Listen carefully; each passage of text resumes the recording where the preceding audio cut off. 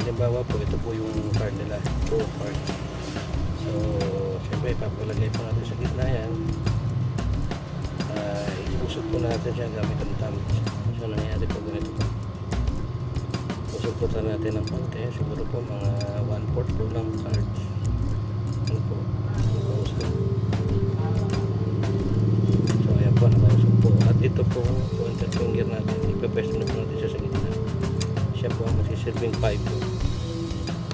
5-volt base natin. Siya po ang magsisilbing 5-volt base natin. So kabilang kamay po natin, yung middle finger po natin, ito po yung papato.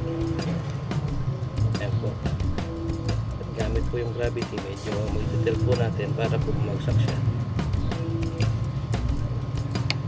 Ayan, ito po halimbawa yung card ng audience natin. So iusap po natin forward. Ayan po, forward. Makapwesto po yung pointer finger sa gitna natin.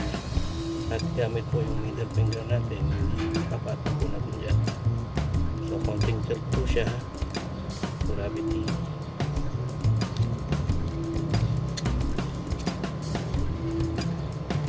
Ulitin po natin.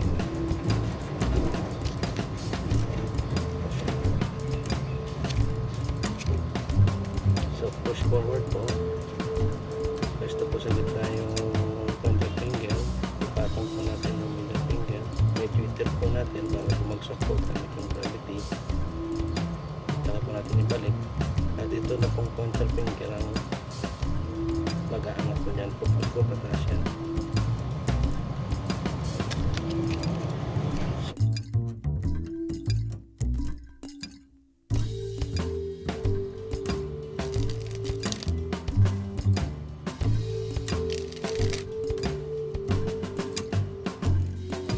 Dyan mga kamay ka, is gravity po.